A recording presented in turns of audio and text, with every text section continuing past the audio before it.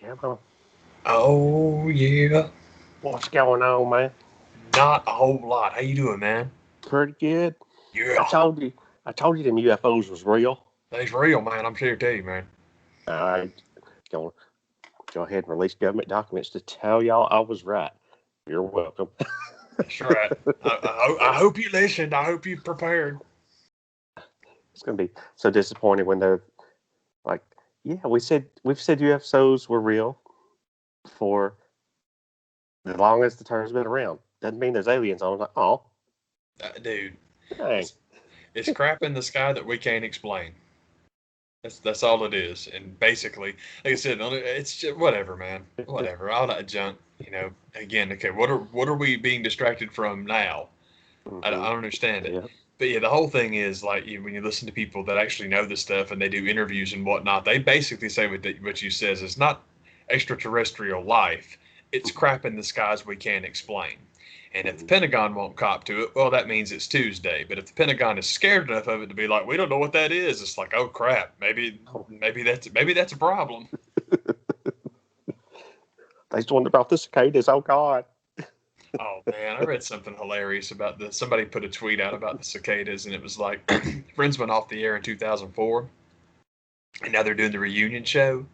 So as far as the cicadas know, it's been on this whole time. That's awesome. That's an awesome way to say that. It's like, oh man, what happened? Oh, What, dude, what seriously. happened? Hey, catch me up on the last 17 seasons of this show. Wait, what? Uh-oh. Oh, no. Oh man, that's a bold mess. Courtney Coxbury, who? Oh my God. That wrestler guy? Yeah. In other galaxies, David Arquette's just the. Is he still WCW champion? I mean, that was a great time. That was a great Yes. wrestling. The cicadas miss David Arquette, WCW champion. Mm-hmm. I'm partaking on the man's suggestion the uh, nitro cold brew, and as it turns up, it reminds me of a funny story. Back in the days working the flags, and we're talking about Guinness and the cans, and even in these they have that little thing that you turn it up and it goes boop boop. Yeah, The the widget. Yeah. the which I'll never forget the story because they'll never see this. I can name him Brian. Oh, talking Ron. talking about, yeah, man, I went out and got some Guinness. I was going to try it one night, and I guess he thought they were having some type of promotion that he wasn't aware of, like the win $100 in the Pepsi can or whatever. He said, I turned that thing up and it went through, and I was like, oh man, I'm getting paid. Oh, winner. Oh, it's like, wait, they all do that? Ah, Oh, shit. that's some bullcrap. That's boy. That's getting ready to sue Guinness for the finger clunking in my can. Oh man, gonna cash out on some brew. Dude, those suckers are nice, man. I'm with you. I keep every time I bring it up, I hear that the Pabst with coffee in it is the best thing in the world, but I can't find it. I can't find them anywhere. But one day I'll find out. It's shockingly good. Yeah, buddy. Uh, the first time I had that was it's it's been a minute, and they're even been in WalMarts. Oh, So, awesome. Okay, I gotta which check is there then, man. the one that's out now that I can't find is there's a Pat's coffee with caramel sea salt. Oh yeah, man. That's the one that I've been looking for. I hear, but yeah, man, uh, it's one of those kind of things you kind of go into thinking like, Pat's, how good can it be? And it's surprisingly very good. Man, I've heard nothing but good stuff, man. I'm looking forward to it, so that's good to Yeah. know. I'll go down there and check. I haven't been looking for I haven't gone looking at empty AEW figure shelves for a long time. I need to head down Mhm. there and do that again. And I'll swing by and get me some PBR while I'm there. Can't hurt. PBRC. It, as a right, there's another story. I'll steal it from the guy. 'Cause speaking of people that are never going to hear this, but listening, there was a funny story on the Talking Shop podcast several weeks ago. Where it was Rocky Romero was like in high school and like just broke up with his girlfriend, bummed out, gonna go into like homeroom, and his homeroom or whoever it was he got these M&Ms from. So I'm gonna give me a bag of M&Ms, just F this B. And it was during the time where there was that promotion what M&Ms was doing, like find the bag with the black and white or M&Ms, and you're gonna win all this money, baby. Or maybe it was just like one or two in there that were a certain color that you had to, redeem. And he was like, gets his bag of M&Ms, he pours them out, and it's like, and it's the black and white M&Ms. And he's like, oh my God, that shoves them back in there, gives them to the teachers, like, you have to hold these. I can't do this right now. And so he's going around telling everybody how he's going to be a millionaire and all this, that, and other thing. Turns out it was more than just the black and white M&Ms you had to have. You further open the pack to see if you won or not. And he's like, back down to earth. Crap. But, you think that would be enough to get you something. Do you have the black and white M&M? That's fantastic. That's step one. Yes. Talk to our lawyer, sir. It's that fine print that you'd never consider. Like, hey man, I found a bag with the black and white M&Ms in it, man. That's what the commercial says. Then you open it up further. It's like, sorry, Tennessee. Yeah. You ain't getting jack. You have to have those and the secret code or whatever the heck it was. And the golden ticket. Yeah. Oh man, this is. I suck again. Yeah. Oh, no, I suck again. I've always kind of thought that Guinness had like a coffee taste to begin with, but then to go full on, it's like, no, it's going to be just that. So that's find some. Hey, have yourself a good time. And if you try the Guinness stout, the Guinness coffee, and you like it, while you're shopping for your beer drinking, yeah, man, do that Founder's Breakfast, man. It's expensive. I mean, it's not cheap, but it's Founder's Breakfast Stout is out of this world. That stuff is so good. Oh my God. And it's not that bad. Like, I've seen it in grocery stores like Kroger and Publix and places like that. So it's not like ends of the earth you've got to go to find it, but it's boy, that's good stuff. Holy smokes, I love that beer. But yeah, almost any of the stouts have coffee in them. I'm like, yeah. So they get to Guinness, and I'm like, oh yeah, you got to find out. And I'm with you. I was like, all right, you guys did just fine, man. And it's the hooch section at the Walmarts is pretty easy to kind of like, you're not going to find anything there. But in the town I happen to reside, that's very well the case. Good news for you is they've got a Kroger down the street. So they have really stepped up their beer and wine section game here in the past couple months. It's completely different.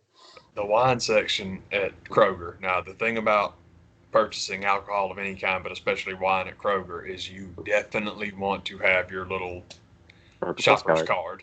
Yeah. Get your card. Get your plus card, definitely, because the wine that I buy from there, it's $10 a bottle, which is all good. It's great, no problem, man. Dude, that stuff rings up at $19, man. And it's not that it's worth that. It's just that it's worth your time to get that card, man. Get that good deal, man. I have to take advantage of it. Yeah, heck yeah. Wine and a box of craft cheese dinner for $1. 10 for $1. You're living high, man. It's all good. That's that good stuff. Hey, not a whole lot going on this here week, except everybody's been talking about the WWE releases that came down the pipe. So that's more what I've been hearing everybody going on about. Yeah, me too. And I think outside of Braun, there's hardly any surprises on here. Braun, because of what he had been doing recently, and I guess you could put Aleister Black in there. Not that they've been using him well, but it felt like they were just getting ready to. Yeah, they kept doing the little vignettes and the push, and it's like, all right then, I am Braun. I can't give you anything for Braun Strowman. That's not my style of wrestler. He's not my guy. That ain't my thing. Yeah. But I'm thrilled about Tommy getting released. That is awesome. and I'm glad that Andrade is officially He's breaking on through to the other side. That's great. So those are both good news. And man, there was somebody else in there. I am hoping, and I don't know if they'll do it or not, but I am hoping that AEW is smart enough to sign Ruby Riott. I don't know if they will be. And honestly, for fans of women's wrestling, it's probably better if she goes to Impact because that division is awesome. So, my scenario, and when I want to see what you think about this. Yeah. If Heidi Lovelace rolls in to the next NWA taping to challenge Serena Deeb. Oh, I can get down with it, man. Good God Almighty. Yeah, and it doesn't necessarily have to happen there, but I would like for it to. That division is dope. It's real good. But yeah, you look at like between Serena as the NWA champ and Deonna Purrazzo as the Impact champ, it's like, man, let's go. Oh my God. It's like it's too good. It's too good, man. And all the good crossover stuff it's happening. I'd love it. I would be wherever she winds up, it's gonna be good because she's she's bad as hell, always has been. So I'm like, this is cool. And so I hate that she's gone, but it's going to be extraordinary, I think. I honestly, I mean, when you look at everybody on the list, and it's one of those kind of lists that it kind of comes out. It's kind of like, I think they kind of thought, and I'm saying outside of Braun, I think they just kind of looked at all these people like, oh, we didn't get rid of these people the first time around. Well, let's go ahead and do that. Yeah. You got. I have no doubt that Lana will end up back with Miro. That's not particularly what I would like to see, but I think that's what's going to happen. Yeah, I'm pretty sure that's what I mean, they literally, like, her tweet, I thought her tweet was awesome. I mean, it was minutes after she got the official word. And it's like, today, for no particular reason at all, I would like to congratulate my husband Miro on becoming AEW TV champ. I'm like, boy, that was cool. That was cool. And then his little promo thing. I want to thank God for my power. And I want to give a shout out to my wife for being hot. And he goes on with the promo. I'm like, yeah, they're already trying to butter us up for that, which is totally okay. It's no problem whatsoever. Whatever they want to do, because the Miro thing, again, people have no patience whatsoever. But boy, you don't hear any bitching about that guy anymore, do you? And it's like, okay, what's the difference? He had 2 matches. Were you not watching his matches before? It's awesome. The guy is awesome, y'all. It's gonna be fine, man.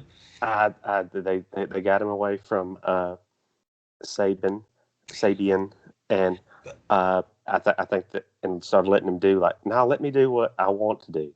Man, the whole Kip Sabian thing though was for a purpose, and it's that the capital letter on him being Miro was fucking Kip Sabian up. That was the entire point. That was the whole point. And it's just like, I don't understand why guys have to be champions, beating Kenny Omega and beating Cody Rhodes all in the first night in the company. It's like, no, it's slow drip. They take their time with people, but it's like, we'll get there. Just leave them alone. It's going to be fine. But no, I think all that junk with Kip Sabian was stupid. Of course it was, but they paid that shit off though. And it's like, sweet. All right, man. Cause Kip can stay at home forever and that's cool. Cause now you can get him all fired up and have him come back, try to get revenge, and Miro stomps him again. It's cool, but then again, there's another one, man. Bring Lana in and have the mixed tag. Why not? It'd be awesome. You got the best man, so you be the best woman. That'd be cool. Yeah, they can make that mess work, man.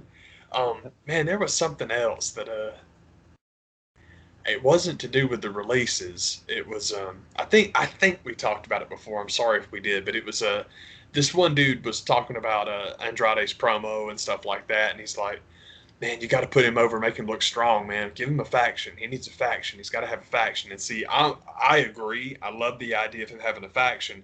It's just, God, there's so many groups in AEW. Oh, my God. Well, the problem now is that the inner circle is still a thing. It's like, man, we are keeping that plate spinning. Are you serious? Because I just thought Jericho getting knocked off the cage should have been the end of that stuff. Stadium Stampede 2, it's like, man, is that really necessary? It just didn't feel like it was necessary, and it certainly wasn't as far as getting the inner circle their win back. Mm-hmm. But I think my problem with it's personal, and it's that I want Santana and Ortiz out of that group, back doing tag team stuff, doing their own thing, and that's my thing with Andrade. And I was hoping they would do it with Zelina too, which I guess that's back on the table now because I'm pretty sure since you fired her husband, you're probably not getting her to come back either. So it's all good. But I love the idea of Andrade starting LAX again, like we talked about with Conan being at the Stadium Stampede thing. I hope there's conversations taking place, at least if nothing else, on the, because I'm pretty sure that Conan's got the trademark to that. So hey man, talk to him about it, cut him a check, man, use that. But man, if you have an LAX that's Andrade, Santana and Ortiz, Danny Limelight, and Thunder Rosa, man, come on, that would be sick. I really hope that's something that they're discussing. I would love that. That's my other selfish thing of the releases that came down this past week is hopefully we'll get the Hooligans Unite YouTube channel back. Yeah, I really missed that. Dude, seriously, I was thinking that too because I was like, man, I haven't watched this in a minute. Let's go. And it's been like 6 months, and I'm like, yeah, that's what happened was third party shit. And I'm like, cool, bring it on back. I'm like, that's great. Well, I'll take it. That would be great. And because I'm with you, I missed that show. It was awesome. Somebody was talking about it was about, well, it's not one. Bailey's had a couple of tweets about the Ruby Riott release that were, one of them was really, really cool, and the other one was just kind of sad, man. But that's Bailey's girl, man. You can tell they are tight. Like the first one she put out, didn't call her Ruby, didn't call her Heidi Lovelace. She called her, I don't even know her real name, I'm sorry to say, but she named her by her actual name and was just given this laundry list of all these things that she's done, just what a nice and awesome person she is. And I'm like, dude, that's great. And somebody left a comment on that, like, man, Ruby Riott just seems so cool, for real. This is neat, and I'm glad to read it. So I left them a note, and I was like, man, you got to check out, if you haven't already, you got to check out her YouTube channel because she is exactly what you are thinking she is. And the videos are cool. They're totally cool, but it's just her hosting them and just like seeing her personality. It's like she is cool as hell. So that's a really good point that I'd love it if that was something that came out of that. And just, again, man, it's people talk endlessly about, well, WWE's women's division is the best in the world. And I'm telling you, it ain't. Impact is far better as far as in-ring work. The women in WWE could do it, but it's the same. It's the same wall everybody else hits. You gotta stay healthy so you can be out there on the road. So take it easy, tamp down your matches, and that stuff drives me nuts. And we know we've talked about it for a long time. It's one of the reasons that for in-ring match quality, NXT was head and shoulders over everybody else in this country. Women's division, men's division, everything. It was just that good, and it's because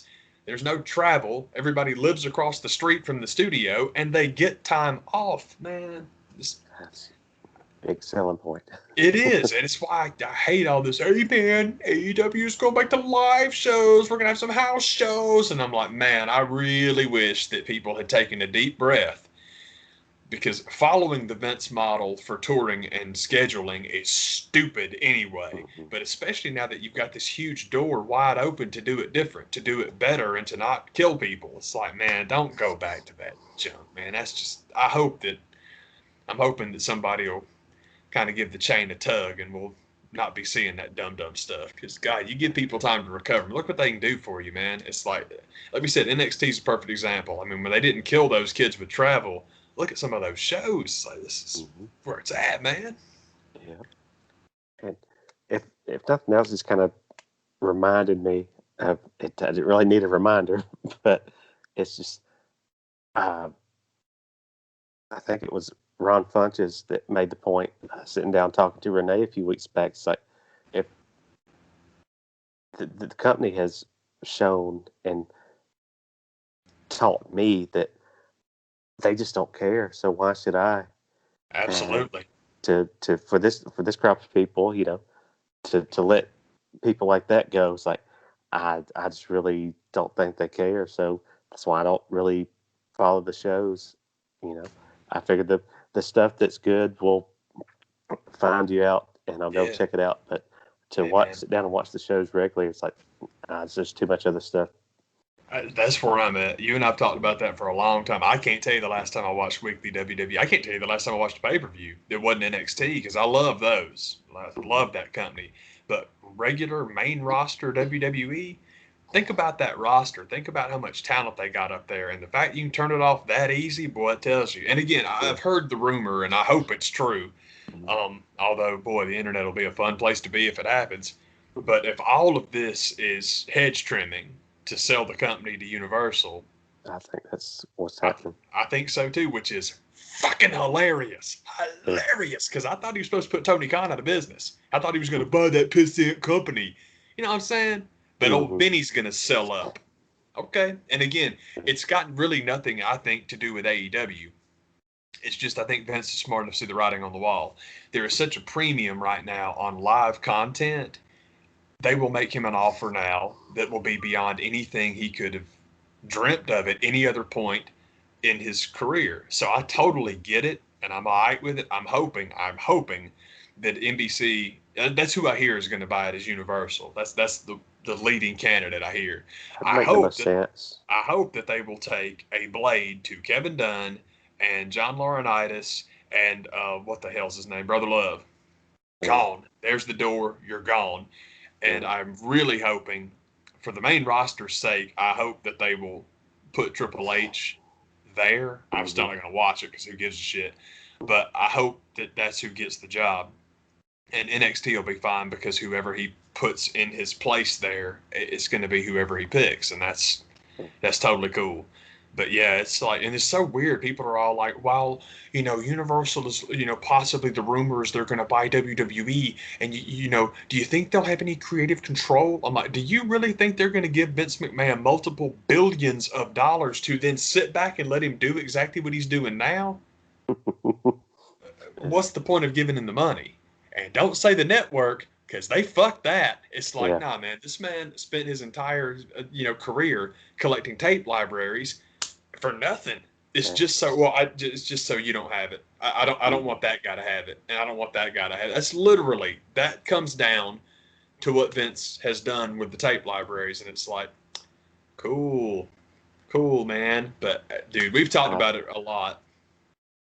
They possibly would give him that Disney buying Lucasfilms treatment to George. Like, yeah, you can still be here and be a figurehead, but as far as you having say, you have none. That's exactly the example I thought of too. It's like, nope, it's George Lucas and Star Wars. You should bring George Lucas back. Yeah, it's not happening. No, that's not happening ever. Oh, no. He got multiple billions of dollars to keep his goddamn mouth shut on that subject, and that will be the same thing. If Vince sells, that will be the same thing. That'll be exactly what it's doing. Is all like, nah, thanks, buddy. We'll try. We'll bust you out of the crypt every 4 years or so the fans can get their jollies when you come out and wave. But you're not.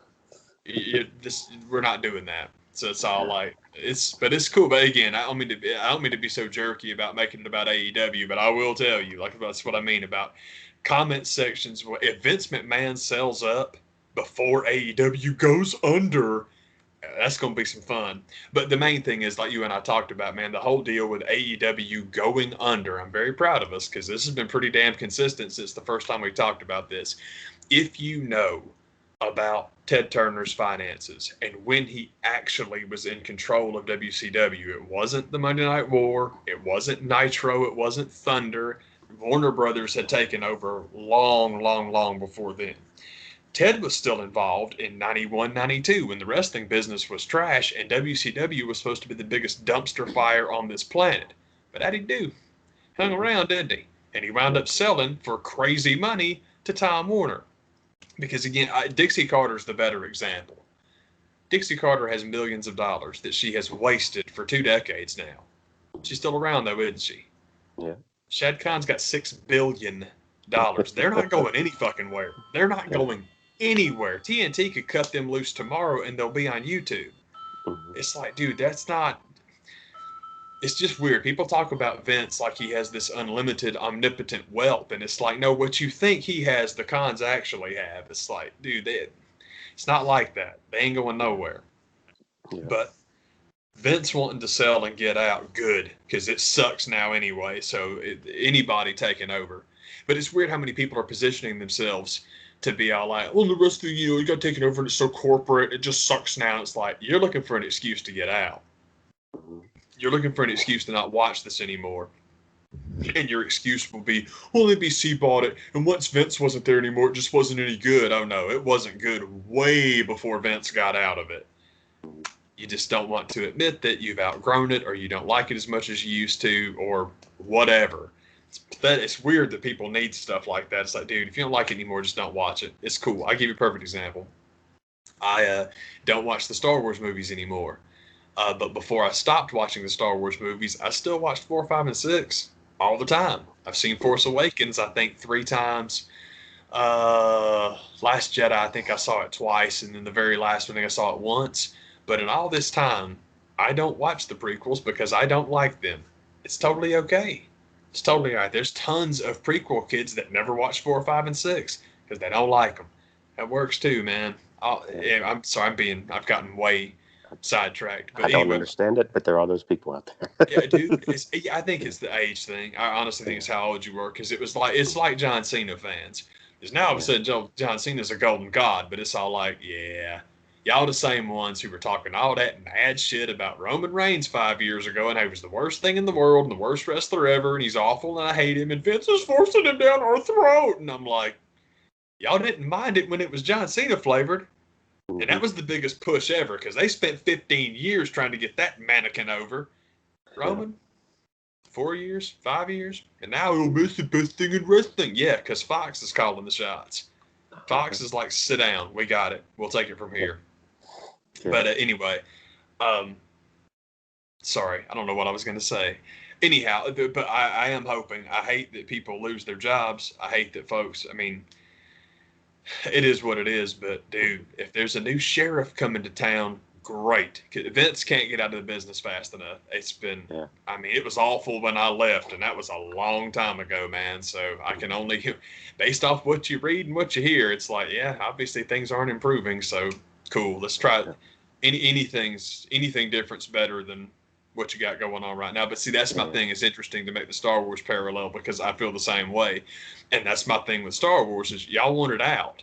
And now you want to pretend, oh, it's because Lucas isn't there anymore. George lost it a long time ago. George Yeah, lost man. it a long time ago, and him and Vince are the same thing. It's oh, Mhm. it's just terrible now that Disney runs it. It's a hell of a lot better than the last time George had it. Oh yes. There's good wars out there. It's true. He's, not all of it's my cup of tea, but there's been hell of a lot better stuff in just this short amount of time than any of the stuff that came out while Just Lucas was based at the helm. just based off of popularity, just based off of shit that people actually liked.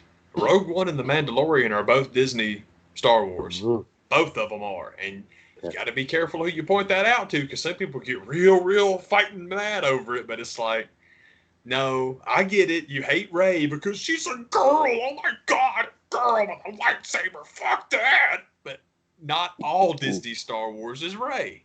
Mhm. Actually, most of it's not. Yeah, man, that's just the comparison that makes the most sense to me. And then another thing that kind of reminded me of, I want to say this quote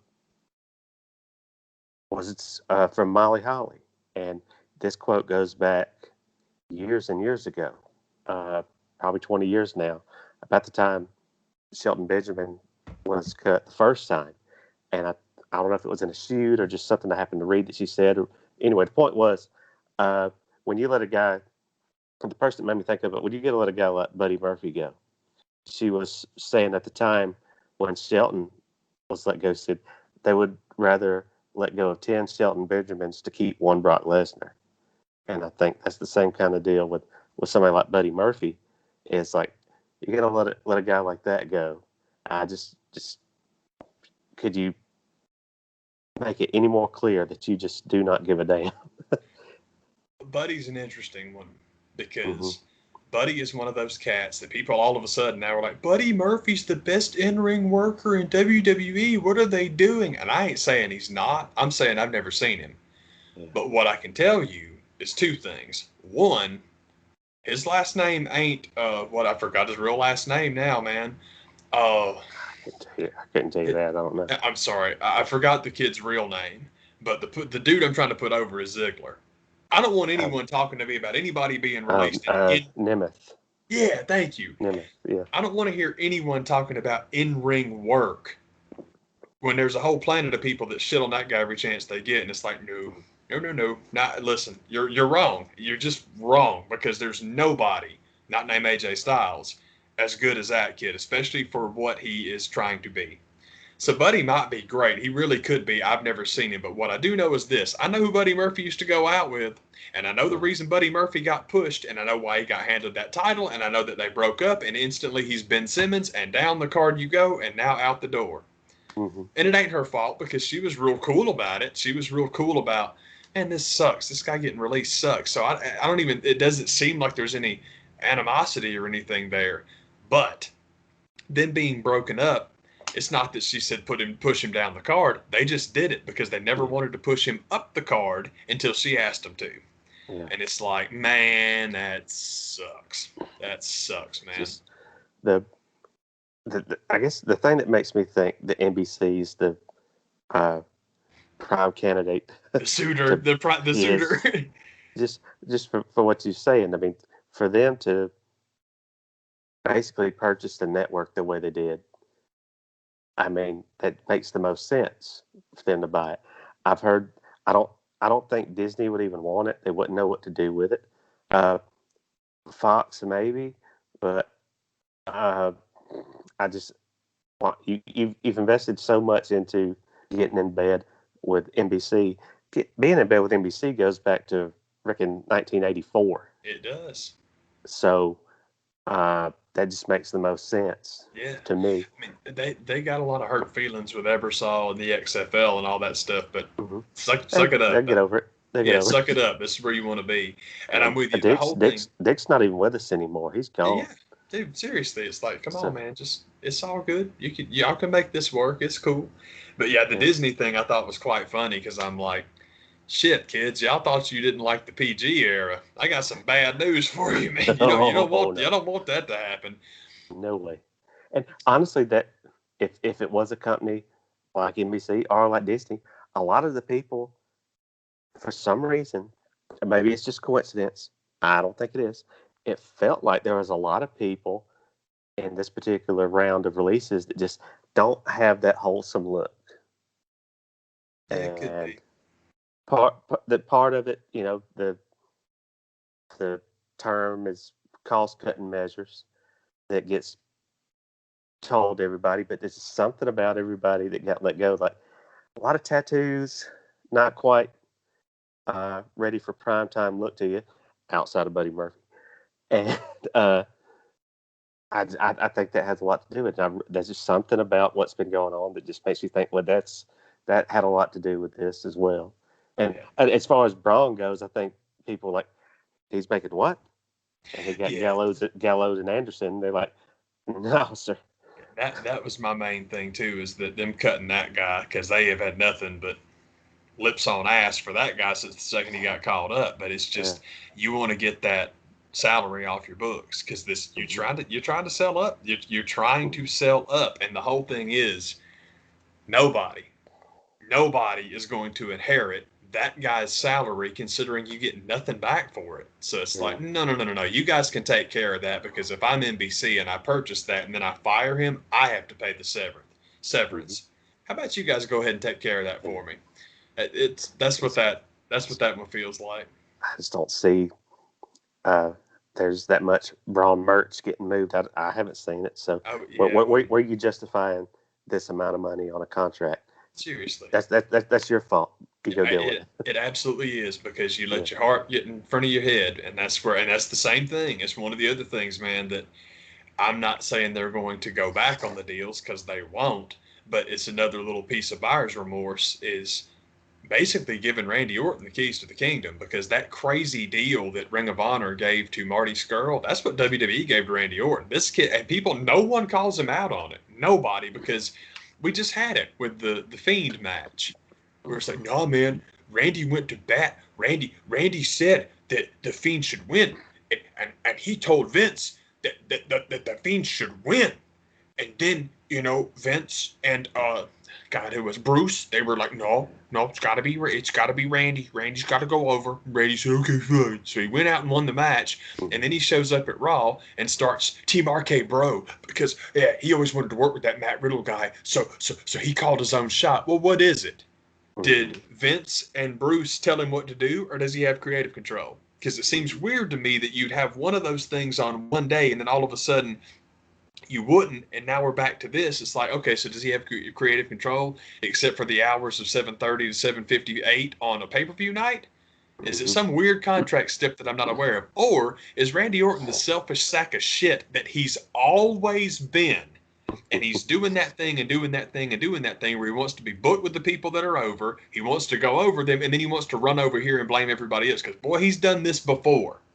So it's like, yeah, you're not going to convince me otherwise on that. He got in a series with the hottest dude in the company as far as the network was concerned, and then beats him for no reason, and then runs over here and starts a tag team for no reason. And so once we break up RK Bro with an RKO out of nowhere, wonder who's going over in the blow-off match. Orton sucks. He is so...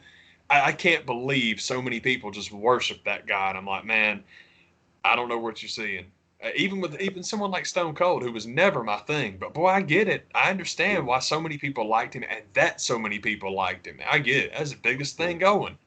Orton's never been that. Never going to be. Anyway, I've got sidetracked, but that whole thing just makes me mad. But the contracts they gave to Orton and Edge, you might not admit that you regret them now, but you regret them now. You regret those, man. It's like, oh, God. But Randy's the one that I live in fear of them releasing, because Cody Rhodes has such a fucking boy boner for that guy that they would sign him in a second. That would be the end of that company. And it's like, no. I want him to stay right put, and stay right where he is, because I just don't like that dude. Of this current round, let's say everybody that got let go goes to another company. I've got Alistair, Lana, and Buddy AEW bound. If I had my choice, Ruby and Santana are go to NWA, just because I want to see that match. And yeah, it could happen anywhere, but I think that's what's going to happen. To me, Braun Strowman seems to be an Impact guy. Yeah, I guess. I mean, I just don't like him, so I don't see him working anywhere. But yeah, I guess you could have him go wrestle Moose, and I don't know. I'm not go away and go hang out with Ryback. Yeah, that's kind of my thing too. Is like, I got nothing for you, man. I don't know, man. If not Ruby and Santana in NWA, then how about helping out Ring of Honor? Try to, The thing with Ring of Honor is they're the island. Ring of Honor wants to be WWE. They don't want to play with anybody else, and that's not going to work. You can't do that isolationist shit right now. So, sorry. I love them. They've got tons of good people there, man. But no, I don't want Ruby Riott anywhere near Ring of Honor, because their women's division, Ring of Honor's women's division, is what people try to convince you AEW's is. AEW's women's division has been good for a long, long time. It's not as good as Impact's, but it's better than people just rag on it and talk shit about it all the time, because Cornette and I talk about the Japanese schoolgirls, and then they believe it. But then you get pretty white girl Britt Baker, and now all of a sudden everyone's, oh my God, it's such a good division. Wow, are you fucking see? Get out of here. Fuck you. You're wrong. It's always been good. If I had my absolute choice, Ruby would have that Thunder Rosa Serena Deep thing where she'd go wherever she wants to go. I agree. If I could put her in one place to work, it would be Impact, because that is the best division. But you're right. That door is open. Everybody comes and everybody goes, and boy, I love that. I just love it. And also, it's stupid, but it gives me hope for our theory about the TBS TV title. I would love that. That would be the coolest thing.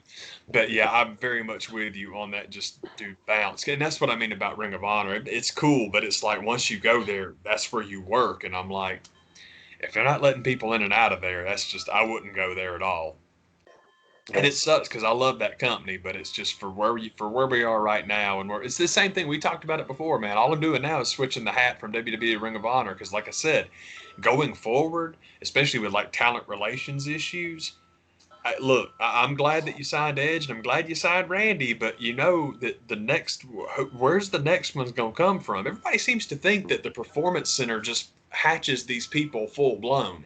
It's like a Cabbage WWE Patch W hospital. WWE signs them off the indies too. For the love of Yeah. God, have you looked at their roster lately? How much Ring of Honor is on there? It's everywhere, Hmm. everywhere. It's like, man, come on, y'all, you're not gonna get anybody, and that's cool with me. But To get a guy like Tommy End in AEW, I think a lot of people's criticism of them is they're like, they're so loaded down, man. They're just not. They got a lot of guys on the roster. Uh, the Peter Seraphinuses of the world and everybody else got to go. There's just no time for them anymore because as top loaded as they are, there's a lot of fat they could cut. I think is when it comes to people like that, and to get a guy like that, we'll make room. don't you worry about it, bro. yeah, that's always been my thing too. Is like, how is the AEW roster bloated, but WWE's not?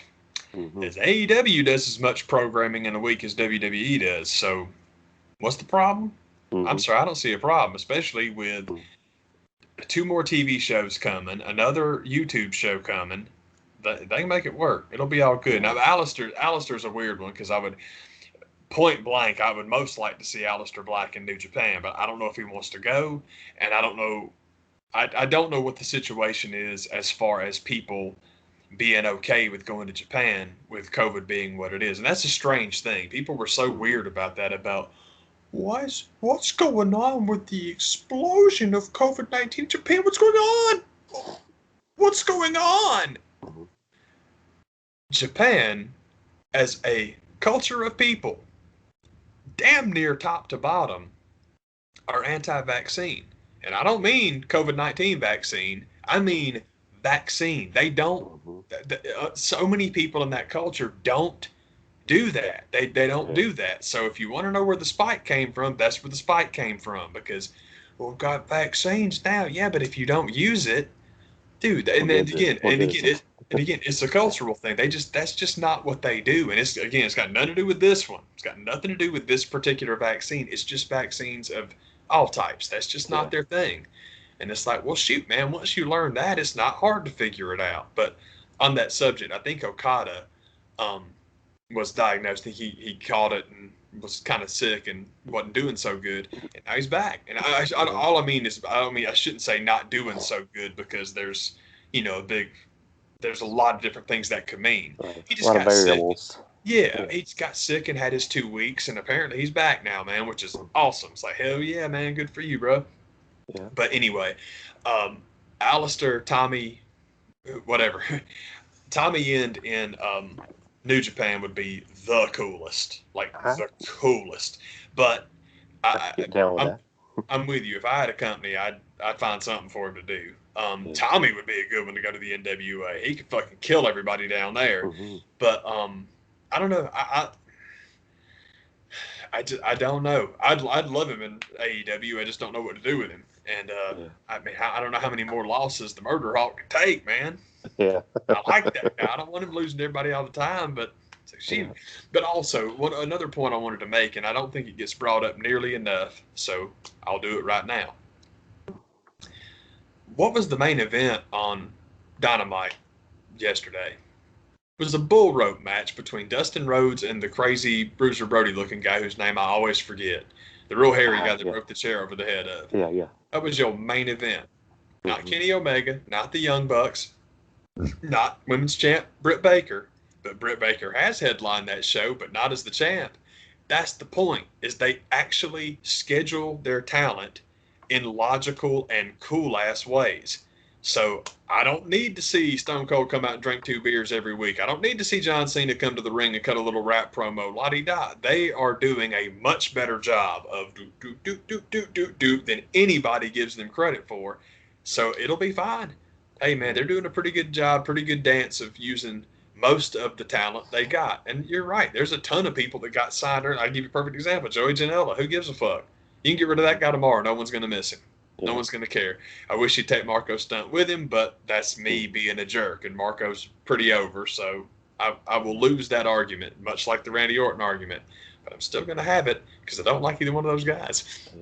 Anyway, but yeah, man, Alistair to AEW would be great because I really want Zelina in LAX as well, just because Andrade and Zelina, we've seen it. They are absolutely incredible together. So I would love that. And it just seems to me that, I don't know, it might not be that big of a deal, but it seems like it could be a big deal. It's the same thing with, I'm hoping, and also I mentioned earlier, and I'm going to get this wrong, so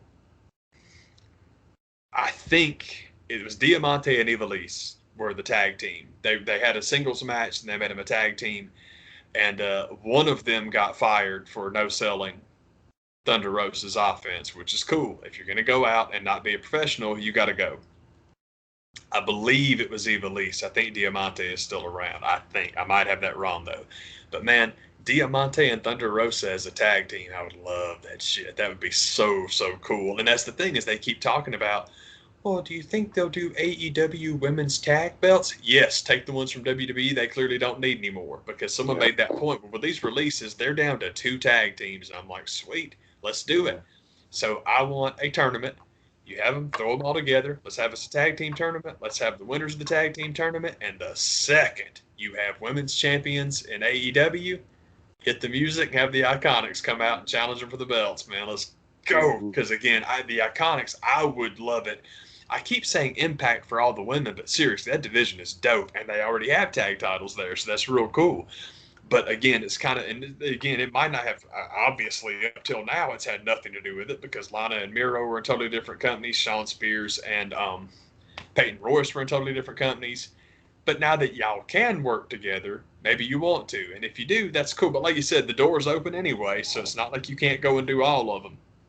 But you know me, I just want team titles everywhere. Women's tag titles, trios, belts, bam. Because that would be cool. You have women's tag team titles, men's tag team titles, and then trios titles that mesh the two. Because we talked about it. It's one of the cool things about trios is you could have 2 guys and a girl, 2 girls and a guy, 3 girls, 3 guys. You could just come up with any old thing. That would be basically. I want them to be like the Never titles in New Japan, but instead of just being open weight, it's open invite, man. Everybody's invited. It's not 24/7 rules, but if you got a team, if you got 2 buddies, you can come on down and challenge, and we'll punch you right in the face and send you back home. Yeah, to your mama. I'd love it. That was, but all that stuff. I really hope that. I hope that's what they're going to do. And again, I just don't. I don't know what it is because the Tommy End and AEW would be freaking awesome. But I'm with you. I'm just selfish about the New Japan stuff because god dang, he could have some unbelievable matches over there, dude. Be crazy. Yeah. It's a little bit of good news for all the crap that you have to go through with watching this bowl match sometimes. I'm very, very jerky when it comes to releases because I'm always thrilled. Dude, half the people they release, I'm like, thank God, because A, I think they'll be used now, and B, this is the really selfish part. Man, I get to see them now because I didn't see the Revival for a long time, man. I saw them when they were in NXT, and then I didn't see nothing, and then they showed up as FTR, and I'm like, sweet. So anytime that anybody follows that pattern, selfishly, I'm very happy about it. Man. My other thing that I checked out this week that I got the immediate delete was Dark Side of the Ring did their I guess they're calling it the Grizzly Smith episode, but it's the Jake Roberts episode. And I guess one way to sum it up pretty much for this season, outside of Collision in Korea, there's just really not a lot of rewatch value for me with these episodes because I sat down and watched it, and good God Almighty, it's one of those episodes that you watch and you're just like, man, the Von Erich kids just didn't have it that bad now, did they? My word, It's a rough one to get through. I completely agree, and it's that you have the dark side of the ring, then you have the dark side of the ring, then you have the Grizzly Smith story. It's like, this ain't like the other ones, man. If you want cutesy poo, oh man, love that cocaine and drank a little too much booze, oh man, it's this ain't for you. This show is not for you. Oh my God, because the levels of depression that come up with this one. There's one thing about it, because I'm with you, this one actually caught, because I saw that it popped up, and I'm like, because when I heard what it was called, I'm like, oh boy, I don't know if I can handle this or not. Yeah. And there was tons of stuff in there I didn't know about. It's just like, I know that Jake Roberts on the subject of Grizzly Smith, it's like, oh boy, this might not be so good. And it turns out it was worse than, I just had no idea. But the one thing I will say about it that I really enjoyed, there's two things I really enjoyed about it. One, when you get to the end, and I hope that this happens. I don't care if it's on TV or not. I don't need to know nothing about it, but I hope for their sake they get to do it. I like that all of them are discussing how cool it would be to build more of a relationship, be more of a part of each other's lives, and I hope they do that, because it just seems like they really want to. But the other positive thing, the other super positive thing, and I thought that Jake's sign off at the end of the show when he's talking, he's like, man, if you're hearing the story I'm telling and you can relate, or this is you, and he's just like, man, you gotta tell somebody, man, get some help. Yes, and I just think that's really, really cool that he went that route. On that same subject of really cool things for anybody listening to that story, anybody watching, especially anybody in that situation, and Jake like giving you the pep talk and getting you like, yeah, man, just take care of yourself, man, get yourself some help. I thought that literally clip 1, 2, 4, 7, whatever she was in, every single time you see Robin on that show and you hear her story, and it's all like, she won. And it's just like, damn, that's really, really cool. It's just like, man, I just thought it was really, really cool. It's like, that could be a really positive thing for somebody, to see somebody that's just like, fuck that guy, I won. And it's just like, maybe people need that. And I'm like, good. But it was an excellent show for what it was, but I'm with you. It's like, you don't ever need to watch it twice. My word, it is grim. Oh yes, grim. And Robin, and even Sam Houston, to a degree, was a nice, and their brother that I didn't even know existed. A dude, yeah. And his story is just, I mean, it's, I don't know if it's like survivor's guilt or what, but it's almost just as tragic when he's like, I'm the lucky one out of the bunch. Somehow I got adopted out. I thought his story was fascinating, and I could be inferring too much here, but there's something about those kids, and surely, obviously, it must have come from their mom, but there's some thread in them as people that I thought was fascinating. I thought it was really, really interesting. And in his case, it's when he pops up, and like I was saying about them talking about, having a relationship and talking, he was in there too. And he was one of the ones I was most happy about hearing say it, like, yeah, that'd be awesome.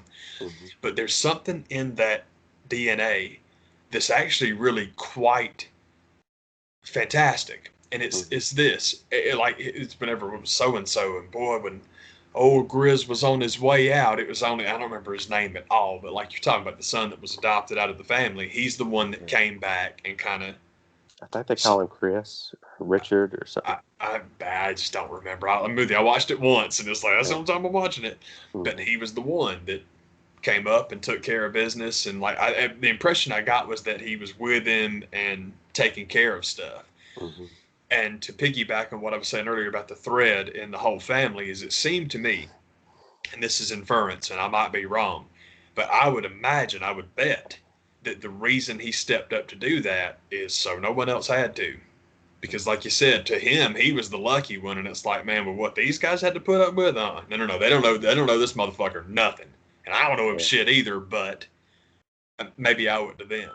And the reason I say that, as far as like that consideration and that conscientiousness, and it could be totally wrong, but it's the story that Sam Houston was telling about how all these things going on, all this stuff that happened with his brother, with his sister. He's like, they would never ever bury Dad to me because he was my hero, and they just knew I couldn't handle it. And I'm like, man, they like kept that shit to themselves. Like, man, we don't want to mess with little brother. And I'm like, I just think that's fascinating. I think that's cool. And again, talking about the brother coming back and like taking that off of them, it just seems to be all connected. And it's like, God dang, that's some quality shit there. That's really good, y'all. Good looking out, man.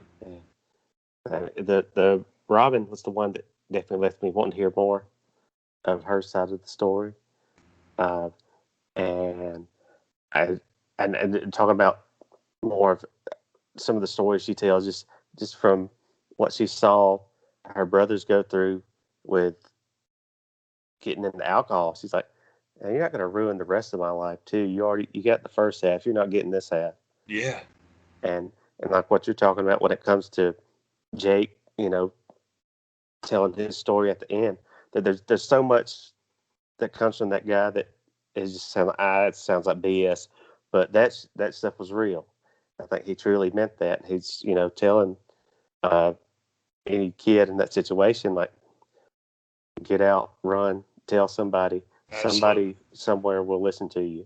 Yeah, and dude. I think I want to say before the show even started, there was a placard for the RAIN organization, and then there's one at the end, like, because it needs to be to be told. Yes, that's what that story is, man. It's just, it was brutal, man. I mean, it was just they did such a good job with it, but it's like, not wanting to see it again is a testament to how, and again, it's not just, I shouldn't say good job, but I really thought they handled it. That's a dicey subject matter, man. That is not the easiest thing to cover and tackle and do with some grace and some, there are just certain subjects that, as much as we love the salacious, oh yeah, man, more, there are certain subjects that you better have some flex on. And I thought they did a really good job of, like, I mean, man, it's like, God, if you guys really got talking about Grizzly Smith, how much would all of us fucking hate him? Yeah. It's not like we don't anyway, but it's like, I bet there's other stories out there. If you were looking to pile on, you could have, but you didn't. It's like, nah, man, just tell the story. Just put these kids on and let them tell the story. But they're good at that, though. We've talked about that before, man. They don't seem to be. There doesn't seem to be a bunch of cheap shot shit. And I guess the Randy Savage A&E is on my mind, man, because everybody just lost their minds over the way that was handled. And it's all like, well, it must be bad because everyone's got the same reaction. Like, nah, you guys. Yeah, screw that mess. But that's kind of, it was one of the things that Cornette makes a good point. Talking about Sam Houston finally having to go to jail after being arrested for DUI 20 times. And that's just times you got caught. Yeah, it is. How many times you actually were doing it? Yeah, he's right. He's like, man, if you got caught 20 times, how many times did you not get caught? He's right. I love having Corny on that show because it reminds me of the things that I love about that guy. Because again, WWE, I hate that shit. I don't watch it. Cornette, I still got to listen to, and it's because I finally figured it out. Jim Cornette, entrepreneur, is the part that I don't care for. Because anybody that thinks this AEW shit's real, they're crazy. AEW is fundamental to Jim Cornette's bottom line.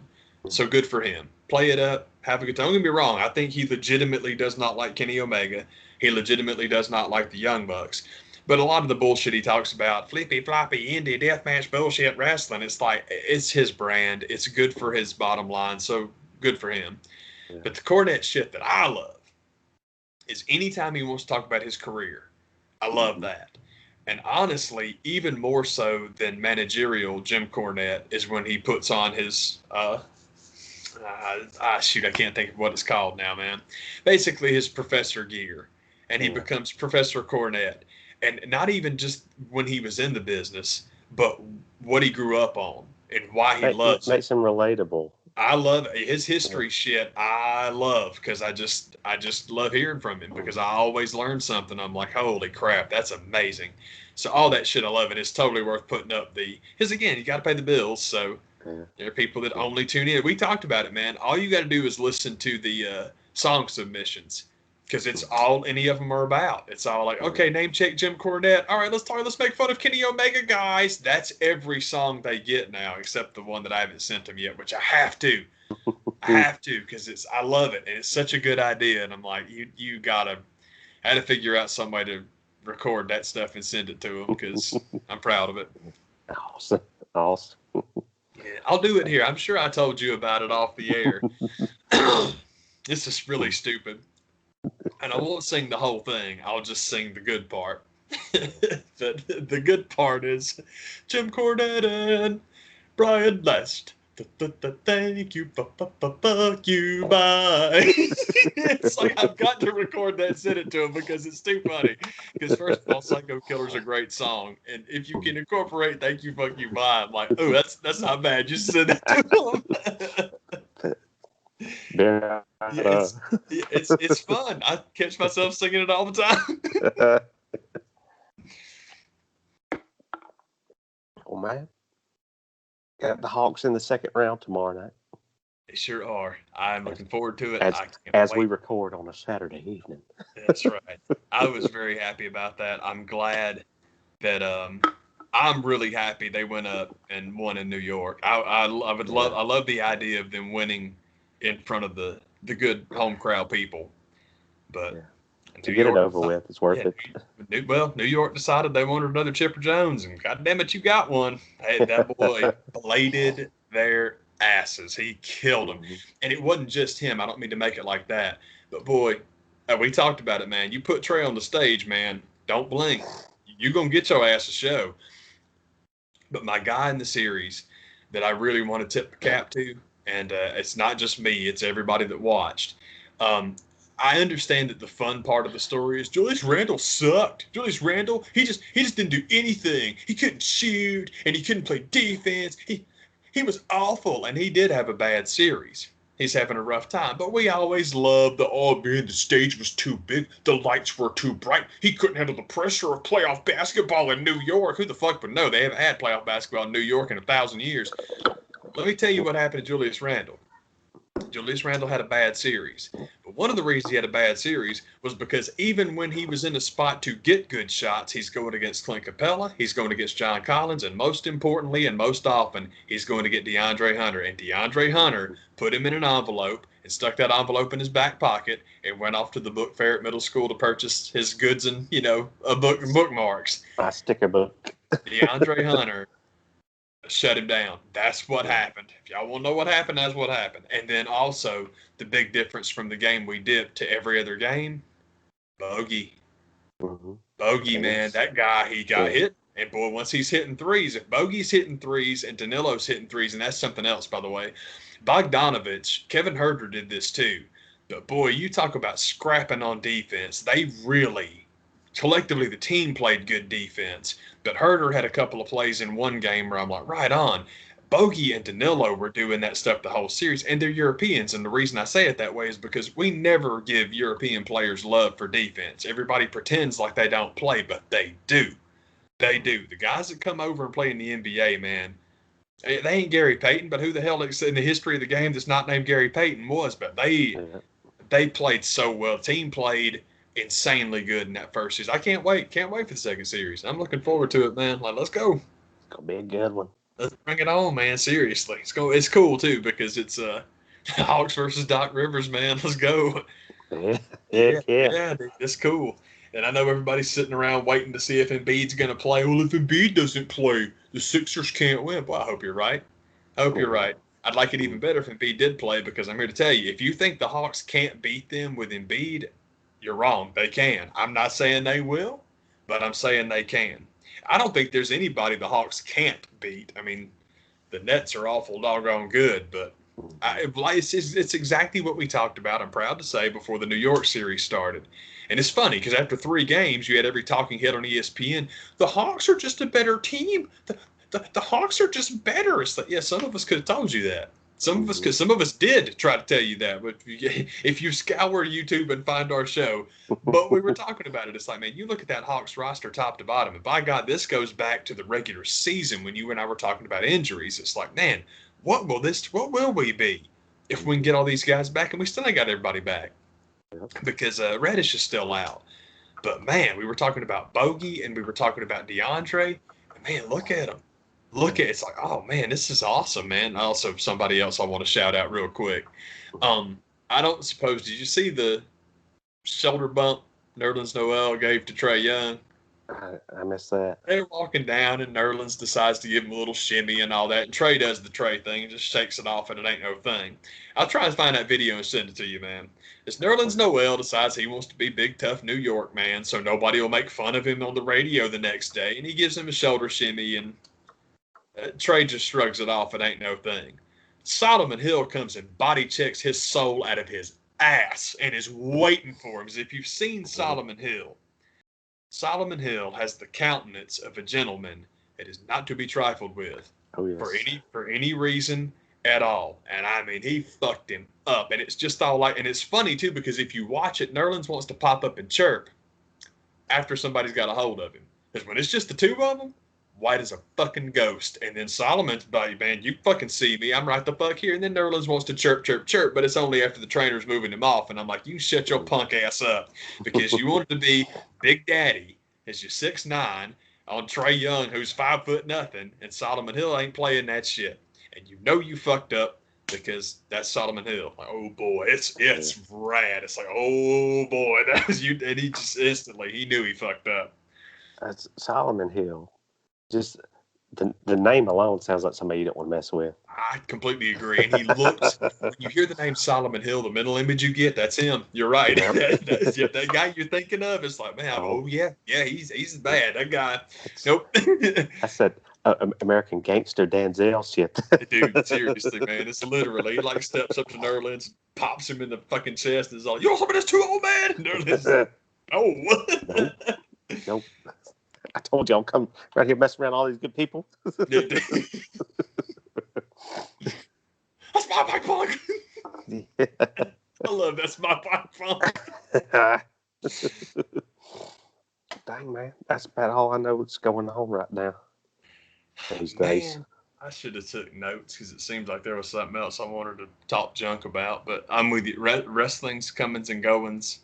And the Hawks I'm so excited. I can't wait till get that series going, man. And it's cool. I'm glad that we finished up, and I'm glad that Philly finished up because, you know, they were talking about it today with the Bucks about, well, you know, you sit around for a week and you get cold, and it's possible that could be what's going on. I don't know, man. The game was good. Game one was fine. If you look at 3-point shooting, you'll see, well, it's conjunction. If you look at Milwaukee's 3-point shooting, in conjunction with Joe Harris, and especially, for Pete's sake, man, Lob City. I played at Oklahoma. I've got Brandon Goodwin stuck in my head now because I'm an idiot, and that's not at all who I'm trying to think of, man. Blake Griffin. Sorry, there we go. Brandon Goodwin because the initials are the same. Blake Griffin had a fantastic game today, man. He really, really did. Shot awesome from beyond the arc. Hustled, played his ass off. He really did. So the point being, and Harden I don't know if he got injured or if they sat him out to make sure he's going to be okay, but Kyrie was Kyrie, we've talked about it before. It's not that Kyrie is my favorite player, but as far as individual players that I don't want to miss, I love watching LeBron, I love Kyrie. Kyrie is a fascinating player. And Durant played real well. So the stars showed up. They did their thing. But Milwaukee had an awful night shooting the ball, and then you get huge contributions, from some of your bench guys. It's just a good night for Brooklyn, man. They just, again, not everything is about the team that lost. Sometimes you just get beat. And for real, I mean, if they shot that bad from three, I don't think they're going to do that again. So we'll see. It's cool, but that's going to be a cool series. But anyway, that was the point was that Milwaukee advanced so fast. Yeah, man, you sit around for a week, you can get cold. I didn't want that to be the case with Atlanta. It's probably not going to be the case with Philly. So we kind of got here at the same time, and it's like, all right, this will be fun, man. Yeah, man. yeah, man. I don't remember what the heck it was. I'm sorry. As soon as we hang up, I'll remember it. We can do it next week. Man, that's cool, man. That's what's up, y'all. Take it easy, y'all. Thank you very much for watching. Heck yeah, man. Ah.